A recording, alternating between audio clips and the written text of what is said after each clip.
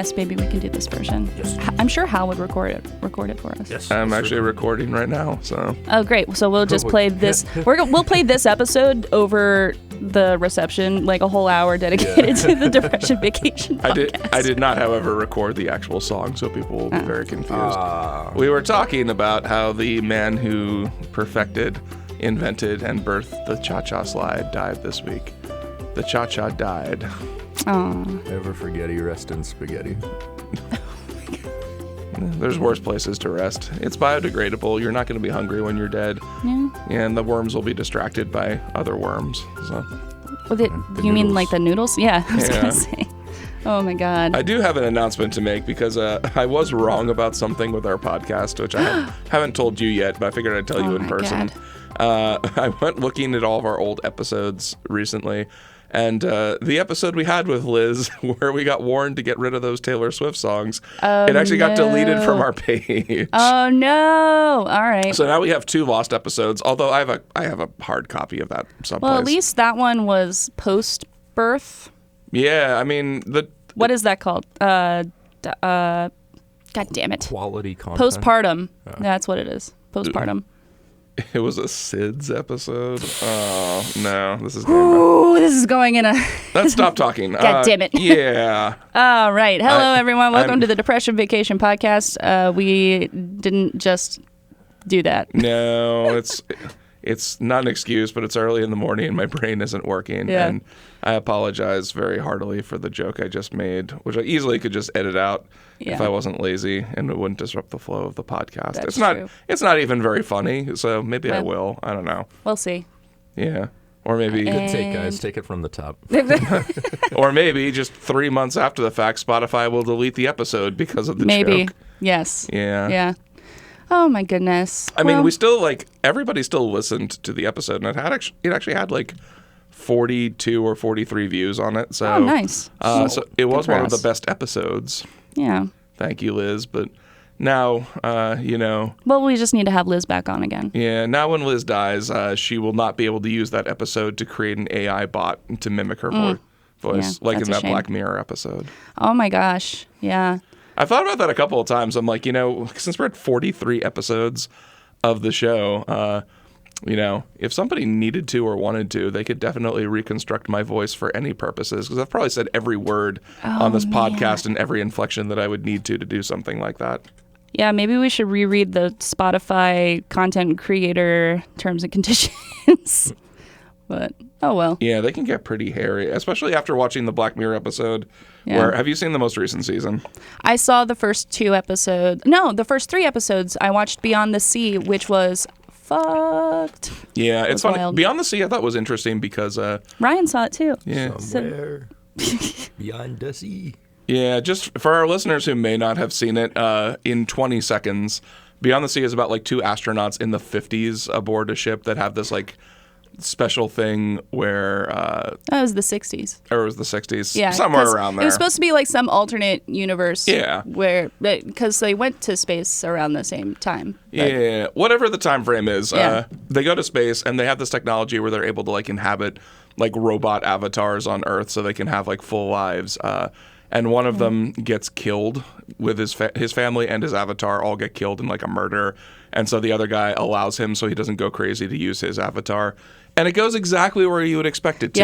Yep. The second I knew as soon as he was depressed because his family had been killed, I'm like, oh, they're going to just allow him to use Aaron Paul's avatar. And then I knew exactly what was going to happen, except for the very end. The very end surprised me. Yeah, I would say that because with the very end, I expected it to go in a different direction. I think when we were watching it, we both were like, oh, shit, okay. We were shook. We were a little shook, yeah. Yeah. I shout out to Aaron Paul. I think he had a great performance in that episode. I love it when Aaron Paul, not just him, but anybody post-fame pops up in things, because Aaron Paul especially pops up in a lot of stuff. I was watching Mission Impossible 3 last weekend, and he randomly plays Tom Cruise's brother-in-law, who's only in 2 scenes, and his hair is super long, but I'm like, I recognize that voice anyway. Mm-hmm. He's his shit brother-in-law that he doesn't like hanging around his house. He does have such a distinctive voice,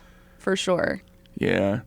You can, you can definitely tell when he is acting in some. Although I will say, for the nerds out there, the Final Fantasy 15 tie-in movie, which does not help explain the gibberish plot of that game any better, but Aaron Paul is actually the lead in that, and I didn't recognize him as being Aaron Paul until I looked him up afterwards. Oh, wow. So I was like, oh, surprised to be there. But yeah. It's also because there wasn't a lot of emotion the character was showing. Yeah. Ryan, what were your thoughts about Beyond the Sea? Beyond the Sea, Bobby Darin's a real quality artist. I think he died too soon, but soon enough. He was a very those two things can't be true. What? He Hold on a was an second. arrogant person with a lot of talent. And his avatar on Earth will forever be remembered while he spacemans what spacemen do. So you would probably know this then, because like the version of Beyond the Sea they play in that episode is a French version. Yes. Was it originally a French song that Bobby Darin covered, or is it vice versa that like the French covered it after it became? No, it's a French song. Like all of the crooners, none of their songs were original. The thing, like I actually, I think of a completely different thing with Beyond the Sea because have either of you watched the X-Files very much? I have seen the first 2 seasons. In the first season, the episode where Scully's father dies is also called Beyond the Sea because that's the song they're playing at his funeral. And it's also the song that like him and his mother got married to and danced to when he got off a ship during World War II.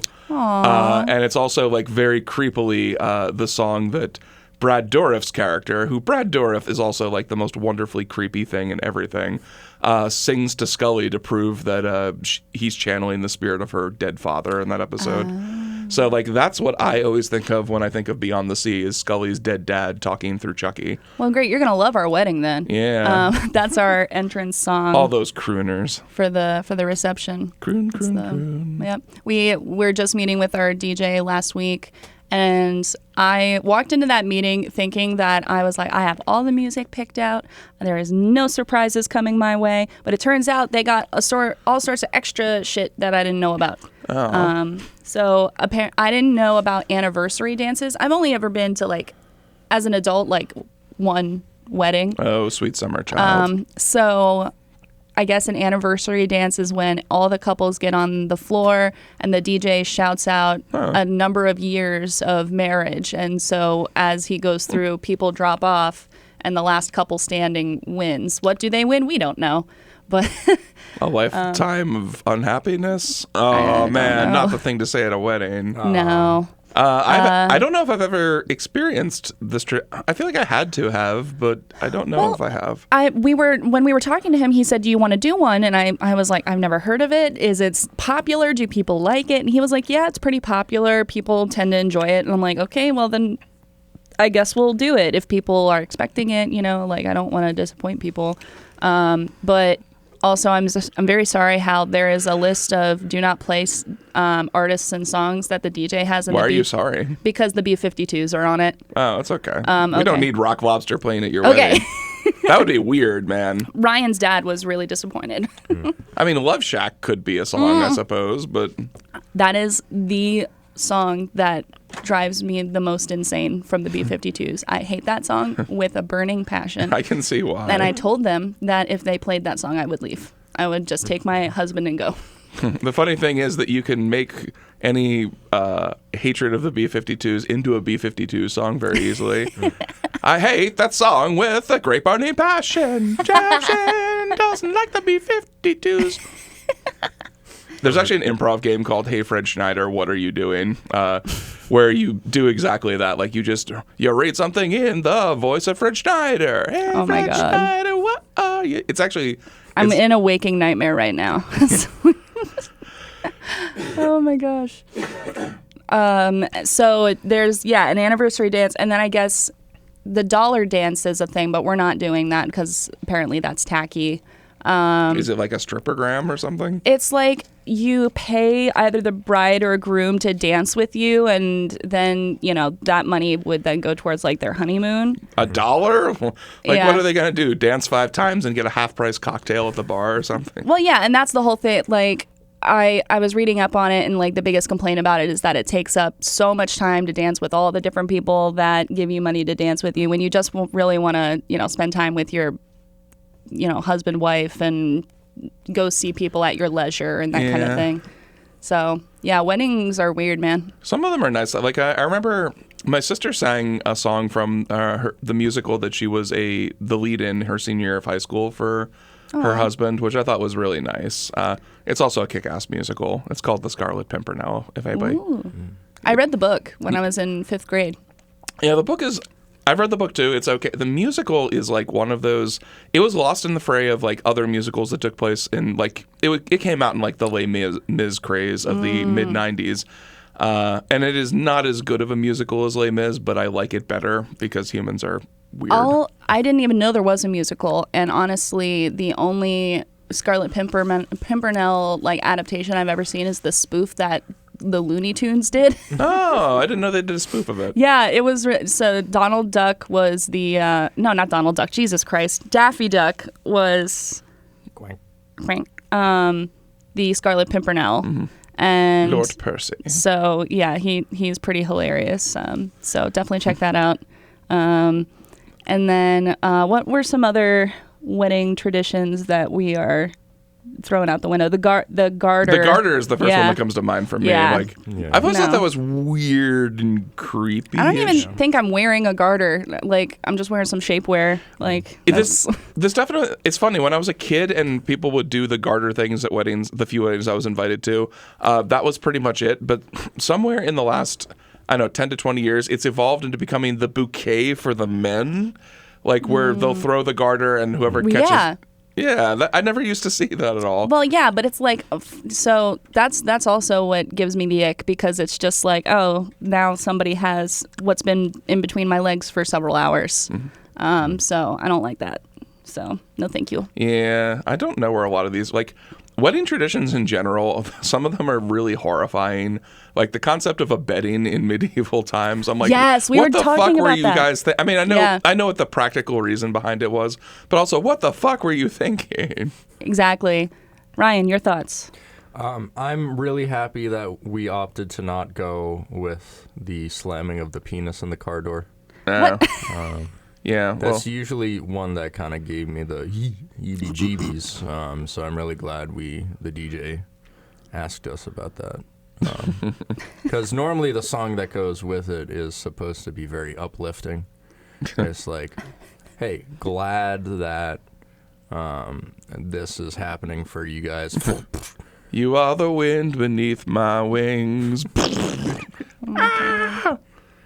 Well, I suppose if it's flaccid, it wouldn't do too much damage. Yeah. It's rough. Do you think it would be like a when you slam your fingernail in the car door, like it would just fall off? Maybe at some point. I mean, I'm one of those that are aroused by the sight of my own flaccid penis. So it makes it a little hard to think about such things. You're very dick-centered this morning. Am I? It's because he's Zelda.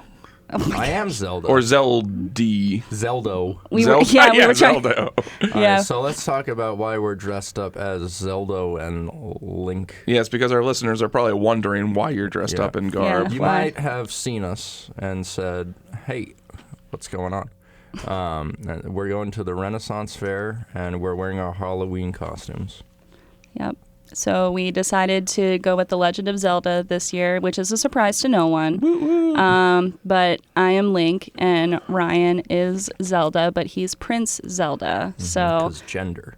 Well, I mean, did you want to be Princess Zelda? I mean, you never asked me. You can be. We'll go back to the store. It's not too late. It's not too late. I don't know if Spirit Halloween's open yet, but we'll figure something out. It's a shame we're at this point because this is like and Spirit of Halloween is always right across the street because they always have empty stores in the High Point Commons, like, which is where I get all of my stuff for Horror Vid Jam every year because it's surprisingly cheap to buy gallons of. I still have so much fake blood left over from last year.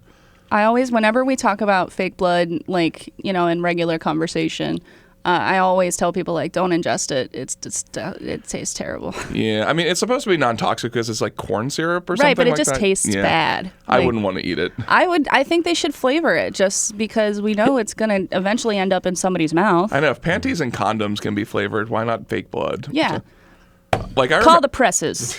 I remember when we went to a film camp when I was a junior in high school at the Catholic University of America, because that's where Catholic school kids went for their summer camps, apparently. Sure. And I helped out another friend with his movie, and it was like a cop thriller or something, and I was the dead body in my Grinch shirt and cargo shorts because it was the early thousands. And they slathered me with fake blood that they had bought at a store. And I got stung by so many bees because I had to lie down in like a field for it was about an hour. It took them to shoot it. And like I remember like my leg and my arm were both swelling up horribly because I got stung by, like, I didn't even notice I was stung by some of them, but I was stung by so many bees because they were so attracted to the fake blood. All right, well, then maybe flavoring it is not the best course of action. I don't think flavor matter. I think that because of the sugar content that's just in corn syrup in general, I see. Bees are just going to be attracted to it for whatever. They're just going to be attracted to it. I am glad then that we do the horror vid jam after the bees are gone mostly. Yeah. So that's cool. I'm already connoitering what I'm going to do for Horror Vid Jam this year. And I think I'm going to go musical for it. Ooh. Yeah. Well, you know we're down. Yeah. It's I mean, I don't know what the plot is because I will not start writing it until I get the thing ever any year. But that doesn't mean I can't have an because the only other time we did a musical for Vid Jam, which was years before I met you guys, we knew beforehand that's what we wanted to do because you need a specific skill set of people. Like we got a recordist. We set up a time in my apartment, which was incredibly hot because we had to turn the air conditioner off to record. And it turned out pretty well. It was I don't know if I mentioned it before. It was Exorcism the Musical was the name of the movie. I love that. Yeah. Is it somewhere? Oh, yeah, it's on YouTube. Technically, it's called Demon Days, I think, because that was the closing number. But we got 4 songs in a 8-minute movie. That is amazing, and I love it. That's impressive. It was a lot of work, and that's why, for this particular movie, I want to plan ahead. Well, I have a framework that I just want to do one song, basically. Like Hamilton. Kind of like a music video almost. Yeah. Not a music. I was thinking more and the way this originated was, I really want to do one of these things with Lauren, and we were going to work on the August one together before that got canceled, but Lauren absolutely hates horror movies. I think we've talked about this, because is Ryan the same way? Yes. Yeah. Yes. Not a fan. It's so funny. So many of my best friends, their partners are not into horror movies whatsoever, because somebody else was saying this to me the other day, too. But the thought of it was, Lauren is huge into Disney stuff. We're planning a Disney World trip for January. Aww. And I've watched a lot of, after watching the most recent Haunted Mansion movies, I watched, the Behind the Attraction episode on Disney Plus about the Haunted Mansion, which is fantastic, by the way. Ooh, and that would be a fun watch. It's a very fun watch, and it's so full of interesting practical effects that they did in, the 50s and 60s, which all were, I think that they're genius practical effects for today, let alone 60 years ago. And that made me think. I was like, well, we don't have to do a serial killer repeatedly killing woman in the basement as she repeats the same death over and over again brutally. We could do a silly sort of happy Halloween haunt sort of thing. Like the Haunted campy almost. Yeah. Yeah, well, they say the interesting thing with the Haunted Mansion, which I never noticed because I've done it several times, most recently we did it 10 years ago at Disneyland, is the Haunted Mansion is actually a mix between real scary and silly because the 2 lead Imagineers on it couldn't agree with what it was supposed to be. One of them wanted it to be a real haunted house, I guess more like the Knoebels Grove one, not horrifying, jump out and scare you, but spooky and scary. And then the other lead guy wanted it to be silly and happy, and so they sort of compromised. And that's part of why it's such a magical ride, is it manages to both spook you out and make you laugh and happy at the same time. Aw, that's sweet. I have only been to Disney World once in my life because we were poor. Yeah. And I did love the Haunted Mansion ride. That was a really, formative experience for me. Yeah, the Haunted Mansion and... I think that and Pirates of the Caribbean were the 2 rides I liked as a kid the most. Yeah, that was a good ride too. We went to Disneyland once when I was in when I was a kid with my dad. And I believe they also have a Pirates of the Caribbean. Yeah, there. they have everything Yeah. at Disneyland. They have a Disney, except for Epcot, like within the Magic Kingdom framework. Yeah. I found this fun thing on TikTok for when we eventually get around to drinking around the world, where so you can get a temporary tattoo of all the countries on your arm, and you can check them off. It's like a little checklist, so you can keep track of where you've drank so far, because, after about the third or fourth one, you're going to get confused probably. Yeah. So, yeah. I'm excited because this is I've taken vacations here and there, but they mostly just amount to like an overnight at Rehoboth Beach or Cape May or somewhere like that. But this is like the first adult vacation I've actually planned to go on. Adult vacation in Disney World, everyone. Well, so we're planning our honeymoon. Have we told you about the honeymoon at all? No. Ooh, okay. You're going to have to do a lot of dances with strange people that you don't like. Oh, no. Well, so Ryan's parents, so very sweet. They're paying for the honeymoon, Aw. which is really funny because I'm an over planner. So like I booked the honeymoon, a month after we got engaged, or 2 months. Yeah. And so when I asked Ryan what he wanted to do, like, it took him no time at all. He was like, I want to go on a cruise. And I was like, okay, Yeah, that's all a good right. honeymoon. I've never been on a cruise, so I am super stoked. So we are leaving out of Baltimore, gonna have 2 days at sea. Then we'll be in Florida for 2 days, the Bahamas Nice. for 2 days, and then 2 days back. So one of our days is going to be, our port is Port Canaveral. So we're getting a shuttle from the cruise ship to Disney. And we don't have a lot of time there, so I decided that we're just going to be very strategic, and we're only really going to go to like Star Wars Land because I haven't been, and so we want to check out that, and then just ride the Tower of Terror and then come back. But it's not the Tower of Terror anymore. Did you know that? Did they already change it? Yeah, because I had heard rumblings that they had changed it, but also if you watch I've seen all the Beyond the Attraction episodes now at this point, and they have one on the Tower of Terror because that's the one ride. For whatever reason, that was the one ride I was too scared to ride when I was 13 and we went there. Mm-hmm. And I think it's mostly because like the straight drop rides just trigger something bad in me. Long story short, like the last one I went on was Lex Luthor's Drop of Doom in Magic Mountain, which was like the 450 straight drop, and I was shaking the rest of the day afterwards. So I don't do straight drop rides anymore. Mm-hmm. But Tower of Terror was remade into Guardians of the Galaxy Mission Control. I heard a rumor they were going to do that, and they are. So that's already done. Yeah, it's all. Well, the interesting thing about the Tower of Terror, and I don't think it'll ever go back to being a Tower of Terror. But in the episode, they had one of like the rock star Imagineers build it for them. In fact, Lauren said he was a guy that she had his poster on her wall growing up because she loved the Imagineers. And he said he specifically designed it to be able to, with just a little bit of work and no restructuring, to be changed into any kind of ride that you wanted to. So because the Tower of Terror was a little bit more Twilight Zone-y.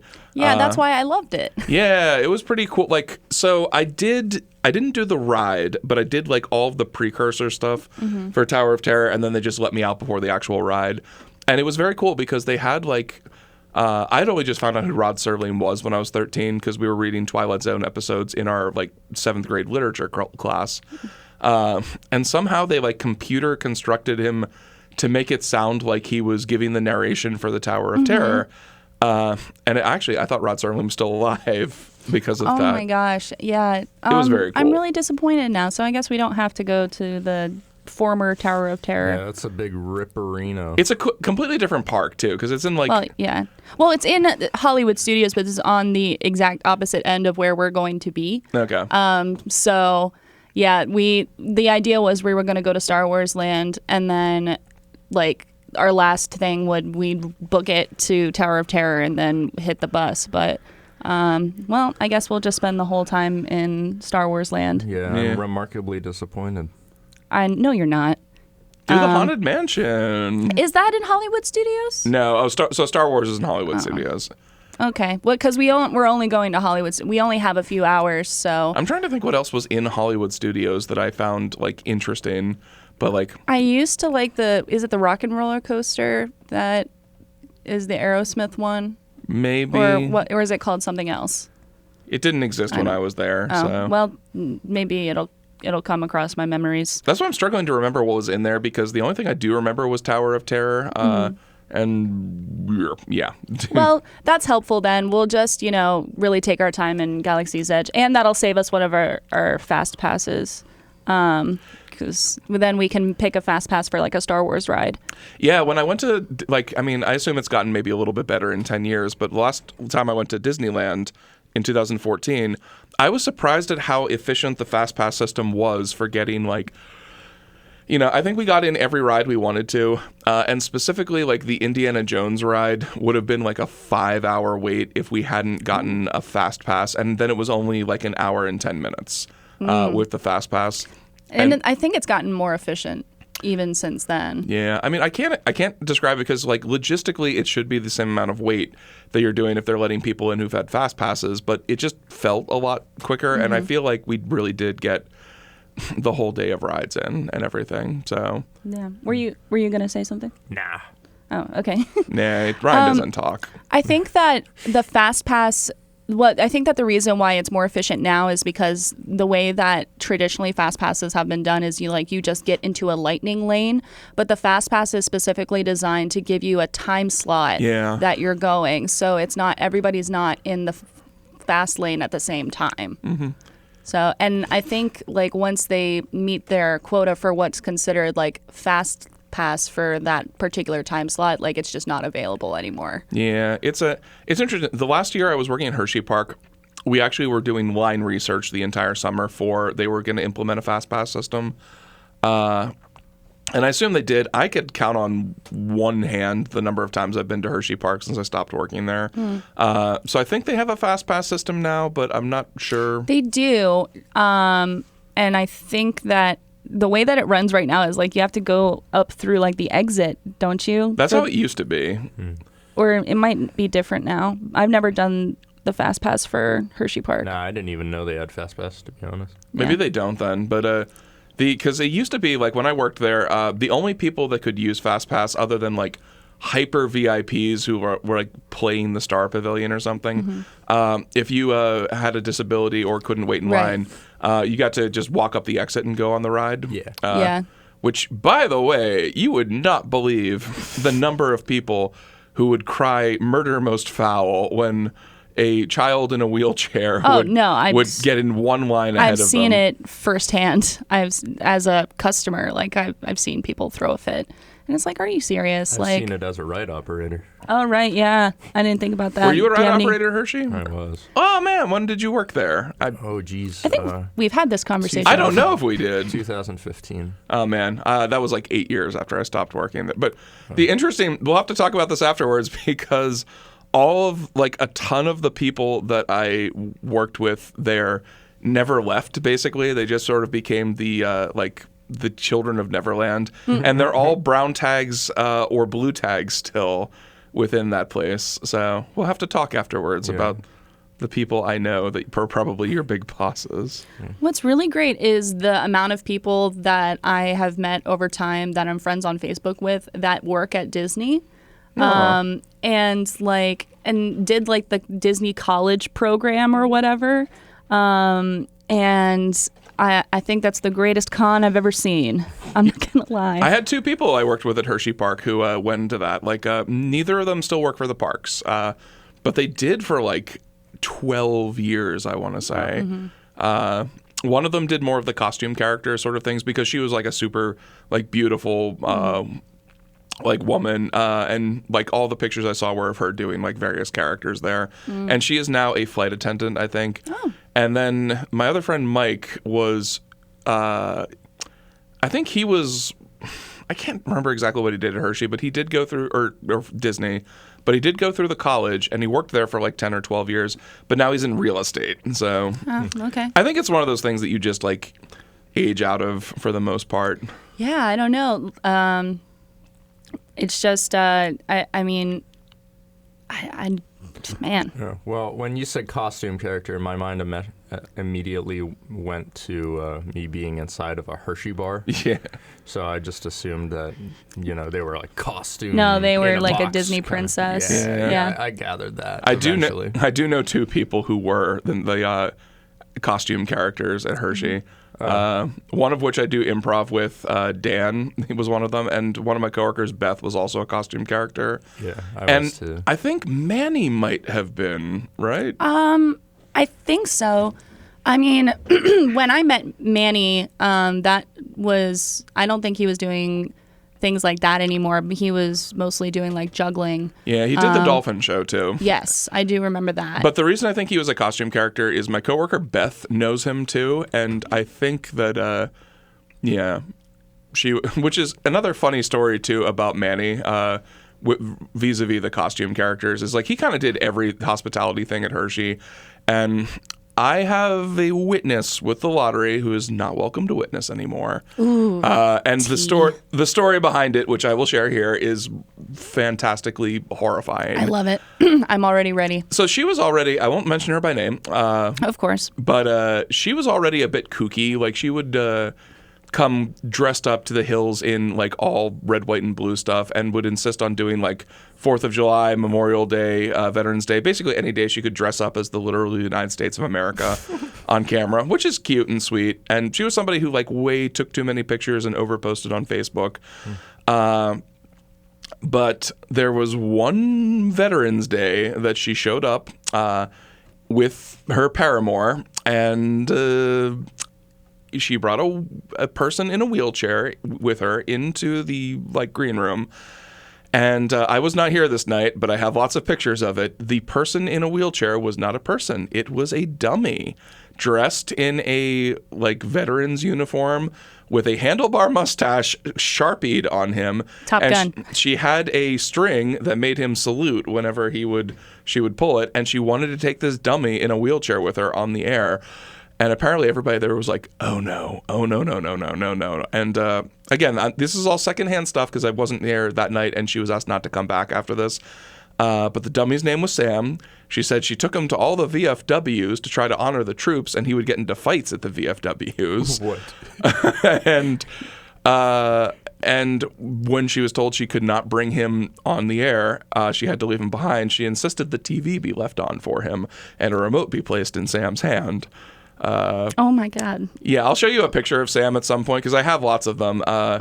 And I actually shared these with Manny a couple of months ago because like I'm Facebook friends with this former witness, and she posts a lot of stuff, and she posts a lot of pictures with Manny in them.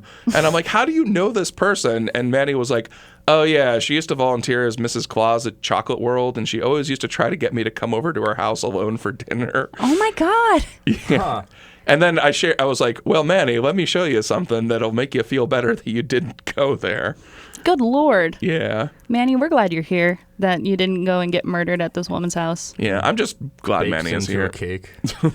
What? Baked into a cake. Yeah. Oh my God. Actually, I have a picture pretty handy of this. Emmanuel. I'm going to show you what Sam the dummy looked like so we can get your reactions like actually on the podcast. I love that. Yeah. Let's do it. Because Sam the dummy was quite a thing.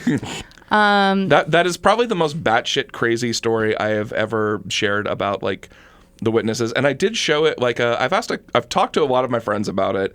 And particularly my friend Rachel, who her dad was a career army man too. When I told her, oh yeah, she said he gets into fights all the time. She was like, yeah, if I saw that thing, I would fucking punch it too.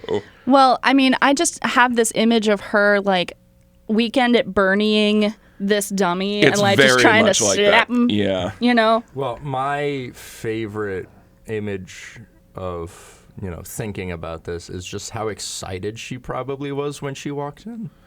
Oh yeah, she thought it was awesome. And then left. She's like, meet my friend.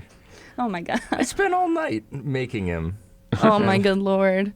That's almost like Bringing him to life. the guy that's been low-key stalking one of my employees. Oh no, Yeah. I didn't hear about this. Oh yeah, he Are you allowed to talk about it on yeah, I can.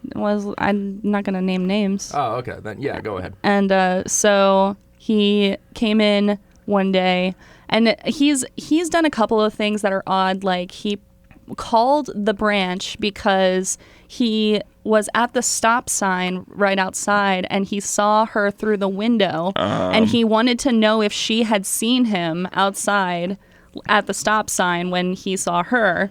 And that was the only reason why he called. Men do the creepiest things. Yeah. And one time he was waiting outside the branch and like watched her go inside and then left.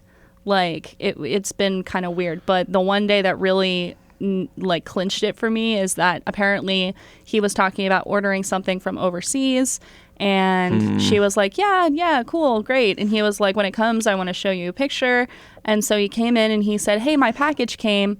Do you want to see it? And she was like, yeah, okay. And he showed her a picture of his $1,400 sex doll. Oh my fucking God.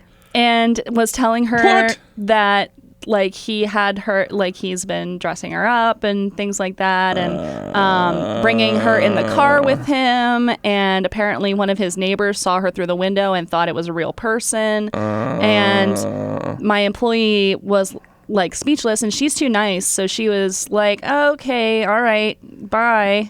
And I heard about it after the fact, and I went not off, but I was like, why didn't you say something to me? Probably because she feared for her life. Well, I would have come out and kicked his ass to the curb, but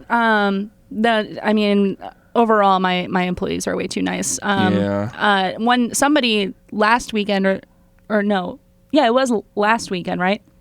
Came in and I wasn't there, and he called one of my it was a different guy, called one of my employees a stupid bitch. Boo. And get out of here. I just about was so pissed. And when I saw him next, I was like, that's not acceptable. And I want you to know that had I been here, it would have been an entirely different interaction. Yeah.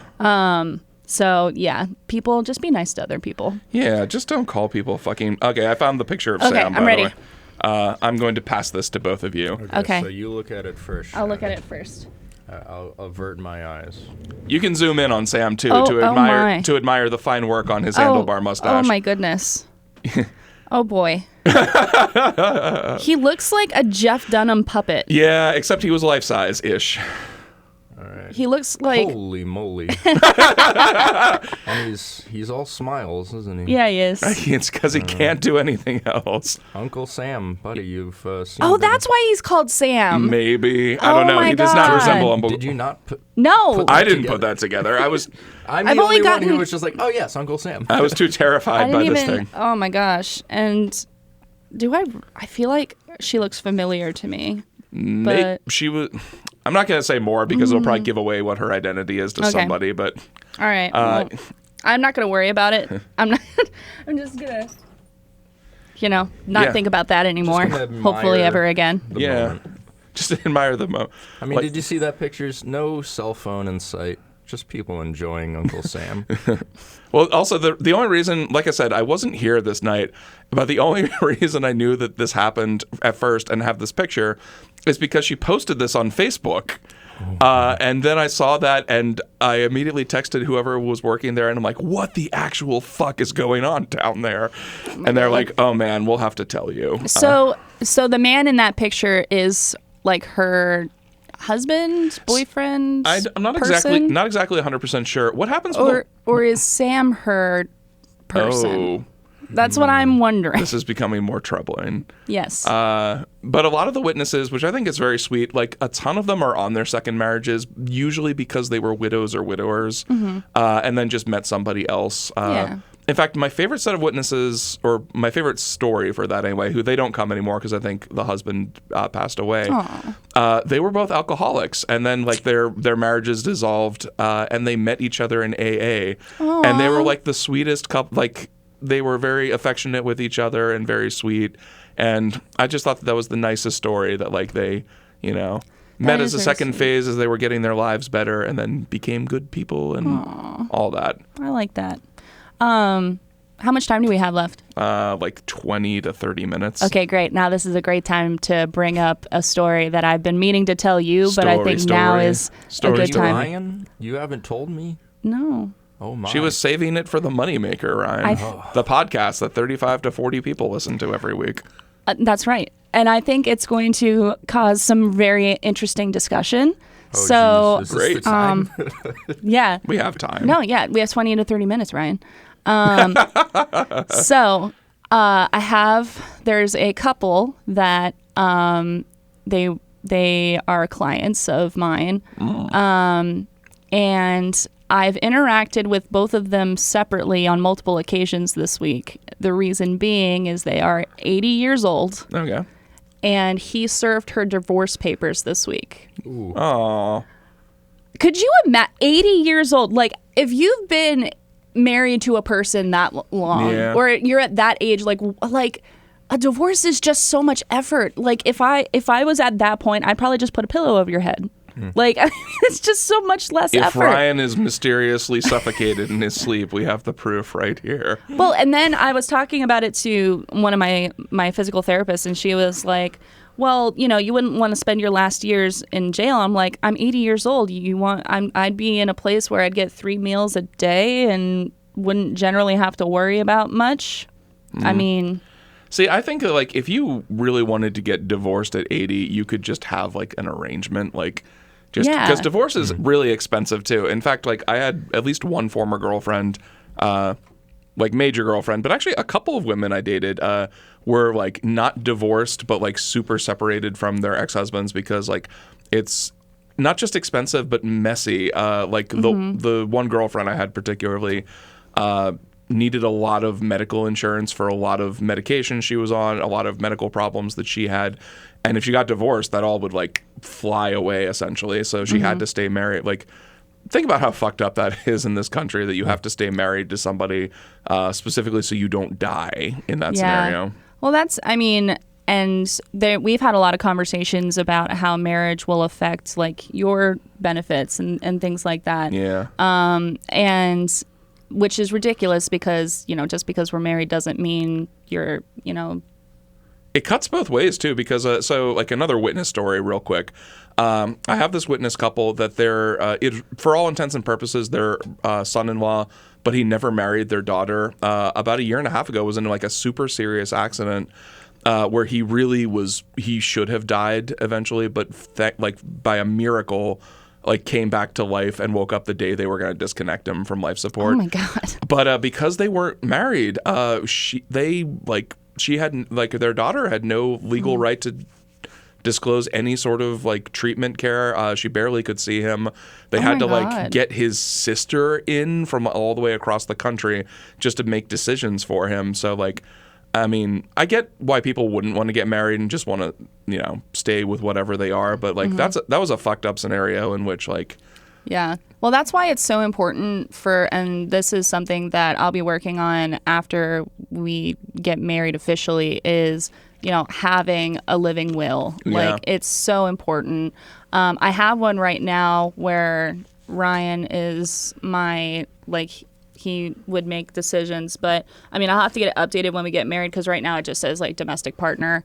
Ryan takes control of my Tears of the Kingdom save file. That's right. And deletes it forever. So No, you have to save Hyrule.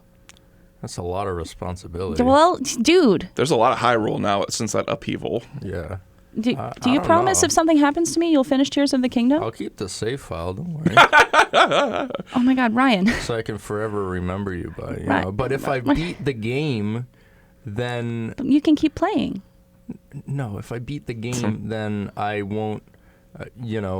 It's like that that kid who played the race car game with his dad. And his dad had the high score, and so the ghost car would always drive alongside him, and he could never beat it. One time he got.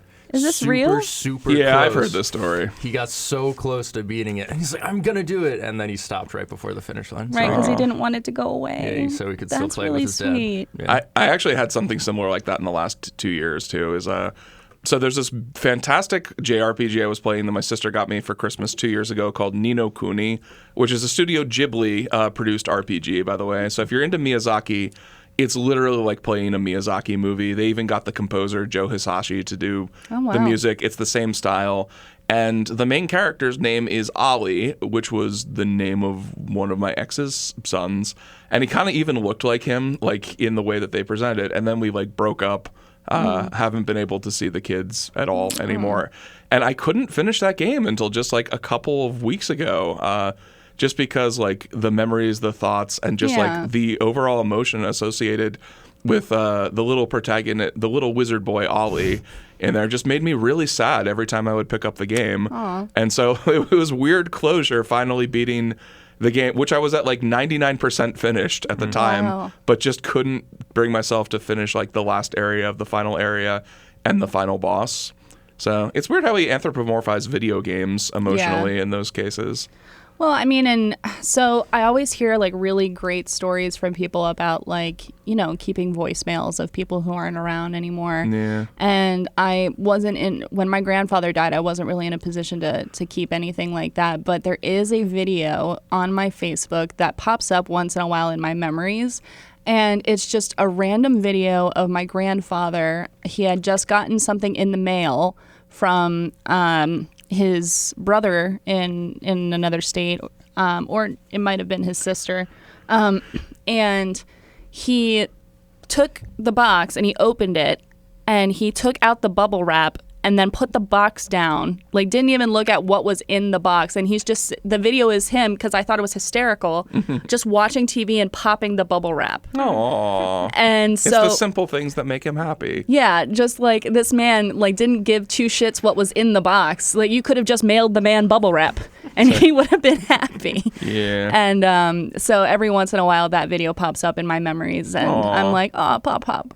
I think I also have like I do have some stuff with his writing on it. So like I kept a birthday card.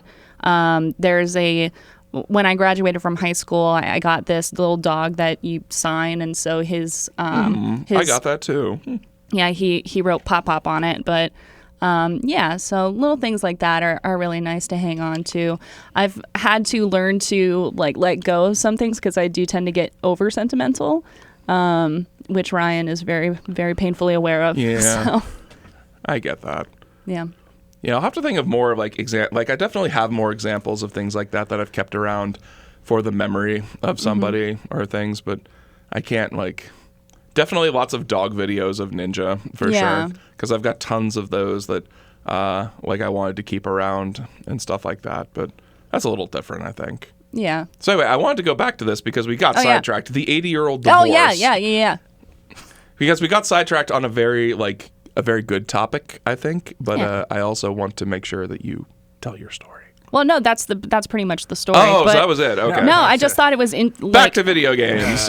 No, I just it really shook me because I was like, Jesus, like 80 years old and like going through a divorce, like that is just I couldn't imagine. That's just so much effort and like heartbreak to go through at that age. And I feel for the wife in this scenario, but I mean, at the same time, there's two sides to every story. So it's been kind of interesting dealing with that because they've both been in separately.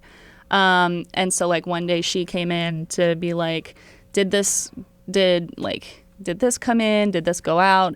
And she was like, okay, he's making changes, and I wasn't aware he could do that. And I was like, well, you're joint on the account. You're both legally allowed to touch whatever you want and do whatever you want on the account.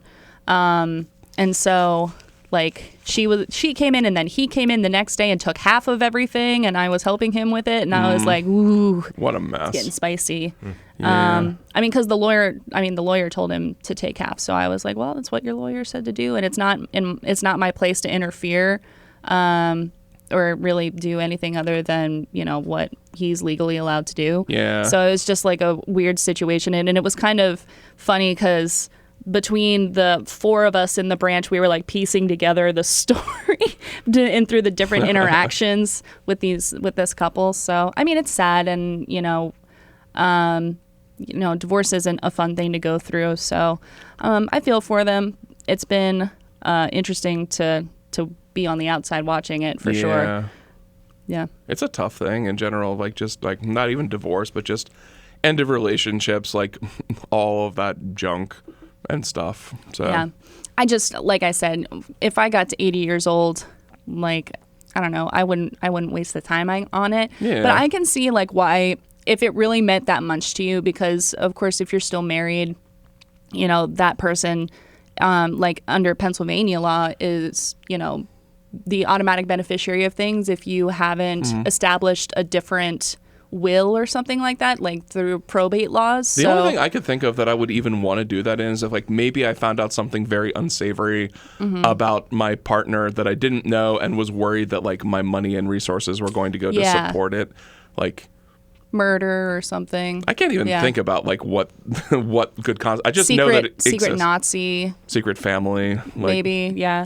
It's amazing how many people had secret families that are in my group. I read about stories about that, like, all the time. And I'm like, how do you have, like, I wouldn't have time to have a whole secret other relationship and stuff, Yeah. And kids and things. I think it was easier, like, in the days before mass media, too. Yeah. So, but now, like, it just seems like so much work. Like, the thought of raising one set of kids is already exhausting to me. Don't add another one into the mess. Yeah, definitely.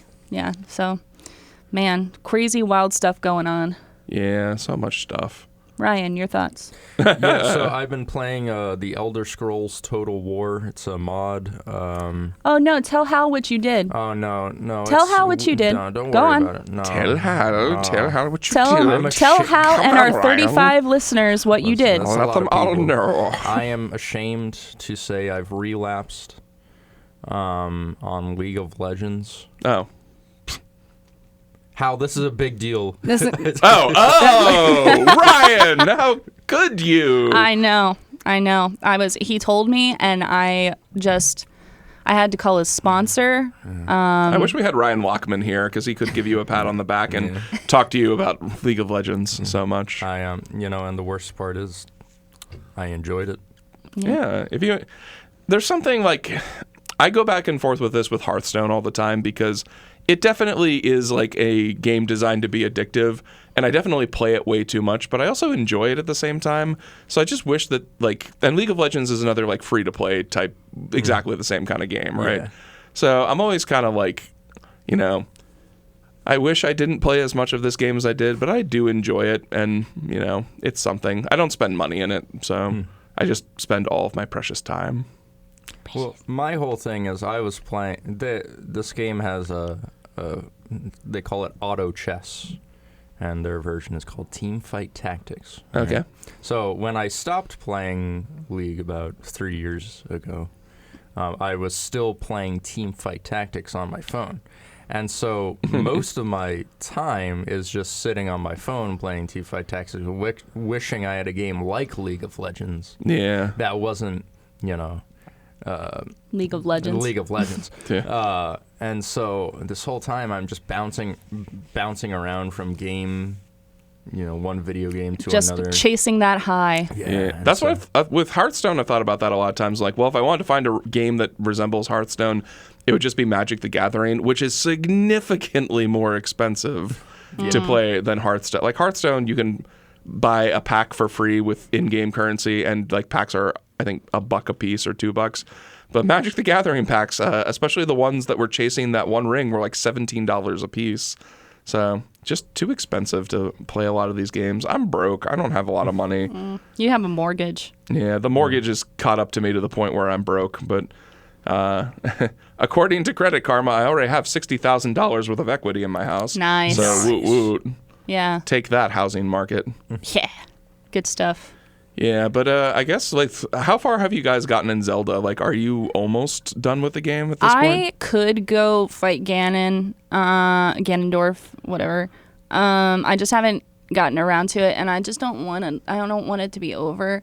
I'm working on unlocking all of the depths. Yeah.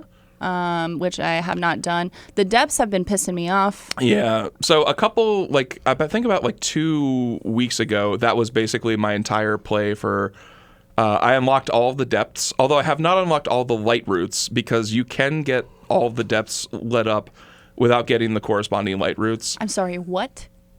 So every light route that you activate down there illuminates a certain part of the map. Yeah. And there's a good part of like a good amount of overlap between light routes. So I haven't gotten all of the light routes, but I've lit up all of the depths, if that makes sense. Motherfucker. Yeah, but it's important to get as many light routes as possible because I didn't know this until my sister's boyfriend Max told me on vacation. The light routes directly correspond to shrine locations. Yes. Mm-hmm. Which has, I mean, I have, at this point, I think I have like 138 shrines. Yeah, and the 14 I'm missing are all ones like in mountains that correspond to light routes that I haven't figured out yet. Yeah, I need to get on the shrines. I'm trying to do as much as possible. I did buy the guide for this game. Okay. But I'm trying to do as much as possible without having to go to the guide. Yeah, I've had to look online for, at this point, I think like 4 things. One of which was getting into like, sorry. Oh, you're fine. Getting into the Korok Woods, I never would have figured out without looking that up. Well, I was like, are you fucking kidding me? Actually, I think like if I was just exploring the depths, I might have accidentally figured it out. Mm-hmm. But like actively trying to get into the Korok Woods, I just spent like an hour of going in, being sucked back out, and not realizing it was an impossible task. That was so cruel. Mm-hmm. But yeah, like I actually don't even know specifically where I would go to fight Ganondorf. Is it just the floating part of Hyrule Castle? I guess it's a spoiler, but he's underneath. He's in the depths underneath Hyrule Castle. Oh. Yeah. That's interesting because I've gone to the depths underneath Hyrule Castle and I didn't see. Or at least that's what they told me. But somebody said like, oh, he must be in the depths, so maybe he's not in the depths. Wait, like in the game someone told you? Yeah. And you just assumed that's where he actually NPCs never lie, right? Well, that's not true. Well, see, I guess, they were all like, oh, Princess Zelda's going around causing problems, and they were not. That was not Princess Zelda. So, speaking of NPCs lying, have either of you ever played Final Fantasy VI? No. So I'm not going to get bogged down with plot, but there is a very interesting town/dungeon. So it's like a town where there's monsters attacking you all the time. That is a town of thieves, and the entire premise of the town/dungeon is every NPC in there will lie to you. Oh, that's cool. And it was a very interesting thing because like the lie isn't like a straight up lie every time. It's just like something about it is not true. So like the locations of all the treasures and everything, they'll lie, but if you assume that they're lying, you can figure out where they are.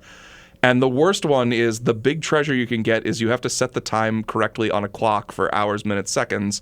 And like every third NPC will tell you something that's completely wrong about it. And it turned out the solution was just that like you were supposed to cross off the 50 or 60 clues you would get in here as being wrong about the clock. And then that would whittle it down to like 3 or 4 different possibilities. Oh my God. And I was like, as a 4th grader, I never figured this out on my own. That just sounds too much. But it was an interesting concept for like sort of like the door that always lies and the door that always tells the truth sort of thing. Yeah. But yeah, going back to Zelda. Yes. I have, at this point, like I said, I have 14 shrines left to find. I'm not sure how many light routes or if it even matters that I get them all, but I haven't done 2 temples. And I'm not sure where they are. Like I've done fire, wind, and water, and I found the spirit temple completely by mistake and ended up doing that, which that's the most useless temple, I think. But I don't even know what the other 2 temples are, and I don't know where they could possibly be. I assume they're on the ground because 2 temples, spirit and fire, were underground. The 2 I did in the sky were wind and water. Right. And so I assume that just following that logic, the other 2 temples are somewhere on the ground, but I don't know where they would be. Have you done the Gerudo one? No. Oh, so there's a Gerudo one. That's probably one of them. Yeah. Because there's 5 sages. So. Oh, there's only 5. I thought there were 6 for some reason. Oh. Well, the 6th sage would technically be Zelda. Okay. I don't know. But yeah, I think that's like I'm nearing the completion of the game in general. Although there are like one of the treasure, I only just got all the fairies too because that was something I didn't upgrade at all until we went on our family vacation, and I kept getting rocked by everything. Like I'd have to be perfect in combat and could only take like 2 hits. And my sister's boyfriend was like, why haven't you upgraded all your armor? This is what's happening. You've gotten all these shrines, so the monsters are overpowered because the monsters apparently gain levels with the shrines you get. And yet you haven't upgraded your armor, so you're getting one hit killed by everything. Yep. And also the ones that you defeat get stronger as you go too. So like as you go on in the game, monsters that used to be red will eventually become blue and then black. And, Stupid fucking monsters. Yeah. Yeah. But yeah, it's weird. I almost never see red monsters anymore. It's weird to think, but this we've been playing / talking about this game for 3 months at this point. Because it's so fucking good. It is good. I really have enjoyed Tears of the Kingdom, and I'm not even done with it yet. So yeah, I've been like pacing myself because I don't want it to be over. it's sort of like when I went on vacation too. My sister's boyfriend was like, "Oh, I can see you've been playing Tears of the Kingdom quite a bit." And I'm like, "How do you know that?" It's like, "Oh, you can see what the hours are." Because he was like, I have another acquaintance who keeps telling me he's already beaten Tears of the Kingdom, but I look on his profile and he's only played it for 5 hours. So I know he's bullshitting. Yeah, that's absolute bullshit. Well, I mean, I guess like in the spirit of Breath of the Wild, you probably could beat it in 5 hours if you were an expert player, right? Sure. Is he an expert player? No, probably not. This is what I call a pro gamer move. I'm going to beat Tears of the Kingdom in 5 hours. Yeah. Oh my good lord. I mean, I've seen videos of people beating Breath of the Wild in like 58 minutes, but yeah. Well, so Point Crow has like speed runs of Breath of the Wild, right? Yeah, he's got some wild breath. Oh my god. I've never heard that joke before, and I like it strangely. All right, now how much time do we have left? As much as you want. We're at like an hour. So. Okay. Shannon's leaning her chin on the microphone. Are you tired? Do you want I'm to? a little tired. All right, we can. You got anything coming up in the next No, couple don't do of the things, cycles, moons? I don't think I have anything coming up as of yet, but I will keep you posted. Yeah. Ryan? Yeah, look out for my full versions of the songs about our cats on my YouTube channel. Yeah, the ones I saw were only like 12 seconds long. So Yeah, he's making full versions. Yeah, I got a 3-minute one because I was going to write one about the last cat, Allie, and I just kind of got, Carried away. I got carried away, and I wrote a whole song, so I'll show that to you afterwards, Hal. And yeah, and you guys can check it out on Ryan's YouTube page, which remind him what your YouTube page is again. Ryan Brady. You're the only Ryan Brady on YouTube. Yeah. Wow. No, I'm not. Oh, that's great. And what about you, Hal? Anything coming up? Not particularly. I have the improv groups that are coming up sometime soon. Our new season starts September 1st. Cool. So yeah, that should be fun. As we talked about with Wallace last week, I'm looking forward to our improvised reality show coming back, which I think is going to be a lot of fun, and our improvised musical. We're adding new members to both of them, so we're going to freshen up the blood a little bit and hopefully get out more. I'm more interested in VidJam of Horror because we totally missed a VidJam. Excuse me, this year. Yeah, I'm excited for the next VidJam. I want to get ready for that and see what we come up with. I think I might attempt to do 2 teams actually for Horror VidJam because we do have the 10 days, and I was talking about, and there have been teams that have in the past done 2 entries per VidJam. I want to try my hand at writing, so I think that if we would collaborate on something like that, that would be cool. Yeah, what was I don't really have any ideas for other than just I wanted to do a musical number for one of the particular ones. Maybe for the second one we'll do the one that I write. Yeah, we'll see how I'm feeling. If I do it, it's going to be something that I just need to that's going to be my life for the 11 to 12 days. But I think I might be game for that depending on energy level because a couple of people have done that before. Like Jerry Stevens did 2 entries for this was the VidJam right before the first one you did with me, which was our first major online that had 17 entries, and he did 2 movies for it, one of which won most of the awards. Oh, cool. For that particular one. Yeah. And then I guess this was summer 2022, the one that we did Crossing Paths for, Sam Melville and Ashley Madavi's team did 2 entries, but they connected to each other. Right. So it was essentially 2 sides of the same movie. I remember that, yeah. And we got some complaints about that from people, which first off, I thought it was disingenuous because the theme of that weekend was unwritten rules.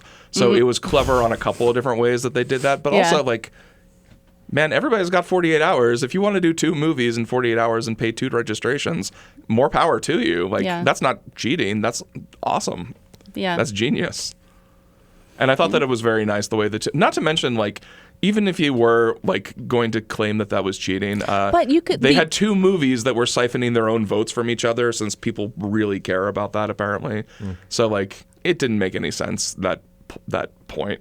Well, yeah, and both movies would have like if you saw them separately, like, or if you didn't see the other one, it wouldn't cause any kind of like confusion. Like they stood well enough on their own. Yeah. Yeah. Some people I've collaborated with complained about that too, and I was kind of like, man, we're just trying to have fun here. Yeah. Like, people get way too bogged down, I think, sometimes with awards because they're. I don't win any awards, I know. so neither should you. I've won exactly 3 VidJam awards, 2 of which were audience voted when we had a huge cast. So really, you could say I've only won 1 VidJam award my entire time doing it. But it's more for like. For some people, the awards are validation that they did something but right. It's like we're having fun. Yeah, it's more like I'm past the point in which, like, there was somebody at the last screening too who was like way into saying that we should like submit these movies for film festivals. I have been down that path. I don't know, like this will be another topic when we have more time, but long story short, like especially film festivals, are a huge racket these days.